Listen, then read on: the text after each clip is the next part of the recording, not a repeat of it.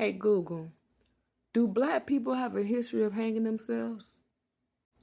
There is no history of black people collectively using hanging as a method of suicide. In fact, it is considered a non-preferred method within black American culture, where suicide itself is often viewed as a shameful act. The association of black people being found hanged invokes the traumatic and grisly history of racial terror lynchings, which were a form of public death penalty, violent and extrajudicial murder used to enforce white supremacy. The history is why many black people and civil rights organizations are skeptical of officials' ruling of suicide, especially when a hanging occurs publicly. So you see how they say these lynchings were public, and you mourn over somebody who believes in the public death penalty? Think about that. Google, do white people have a history of hanging themselves? Hell yes, white people have a history of death by hanging, both as a method of suicide and as a form of execution. This practice is part of the broader history of hanging in Western society.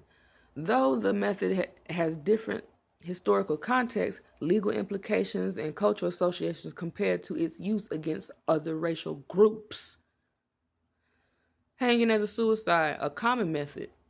Historical context in Europe. Damn. Modern statistic in the U.S. United States. White people are represented by the majority of suicide deaths, and hanging or suffocation is the second most common method overall after firearms. Damn, and y'all got the audacity to have white on white crime. Google, do black people have a history of hanging white people? I guess there is nothing to even say about that because it's not a thing.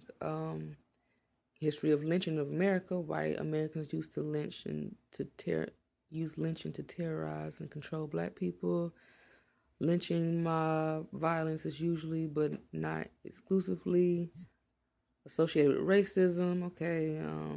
Lynching of African American was terrorism. So no. How about this? Google, do white people have a history of hanging black people? Definitely yes. White Americans have a long and documented history of hanging and lynching black people, primary to terrorize, control, and enforce white supremacy, particularly from Reconstruction era through the mid-20th century. While the term lynching broadly refers to an extrajudicial mob killing, the hanging of African Americans is mostly widely recognized image of this racial terror. So the key factors about the history of lynching of white people, lynching black people, is widespread racial terrorism, and they use it to justify justifications and pretexts, while accusations of crimes such as murder or rape are often used as public justification. Many of these charges were fabricated.